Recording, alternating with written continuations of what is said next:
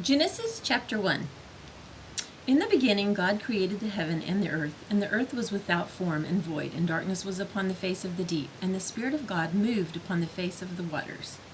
And God said, "Let there be light." And there was light. And God saw the light, that it was good, and God divided the light from the darkness. And God called the day light, the light day, and the darkness he called night. And the evening and the morning were the first day. And God said, "Let there be a firmament in the midst of the waters, and let it divide the waters from the waters." And God made the firmament, and divided the waters which were under the firmament from the waters which were above the firmament, and it was so. And God called the firmament heaven, and the evening and the morning were the second day. And God said, "Let the waters under the heaven be gathered together into one place, and let the dry land appear." And it was so. And God called the dry land earth, and the gathering together of the waters called he seas. And God saw that it was good.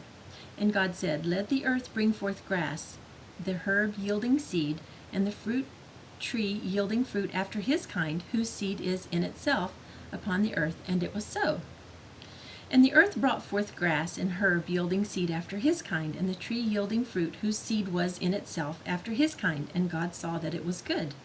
And the evening and the morning were the third day.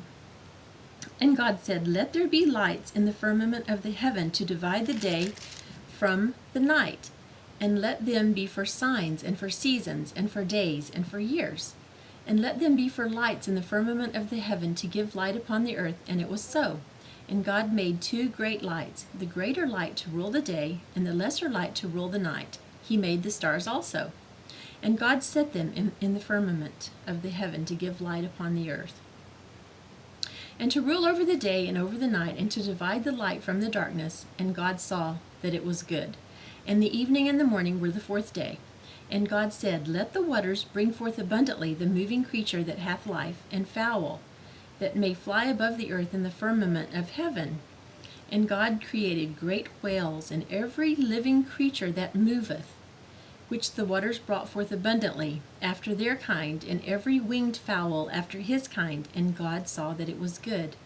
And God blessed them, saying, "Be fruitful, and multiply, and fill the waters in the seas, and let fowl multiply in the earth."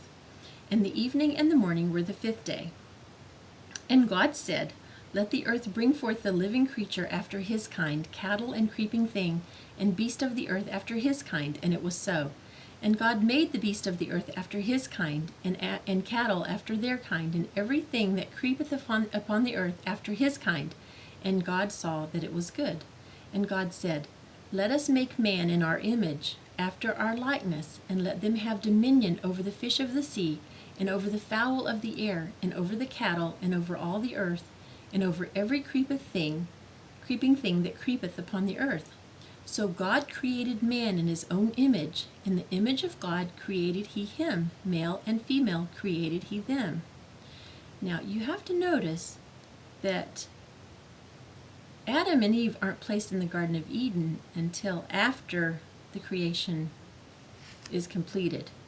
So here it says it right here in the right plain sight in the Genesis chapter 1, that God created man in his own image. In the image of God created he him, male and female created he them. And God blessed them, and God said unto them, "Be fruitful, and multiply, and replenish the earth, and subdue it, and have dominion over the fish of the sea, and over the fowl of the air, and over every living thing that moveth upon the earth." And God said, "Behold, I have given you every herb bearing seed, which is upon the face of all the earth, and every tree, in the which is the fruit of a tree yielding seed. To you it shall be for meat. And to every beast of the earth, and to every fowl of the air, and to every thing that creepeth upon the earth, wherein there is life, I have given every green herb for meat." And it was so. And God saw everything that he had made, and behold, it was very good. And the evening and the morning were the sixth day. So, right there is telling us about the pre-existence. That's because God created us all before he placed Adam on the earth. So, that I rest my case. Ching ching! Anyway. Okay, now, tomorrow, I will read to you chapter 2, Genesis. Okay?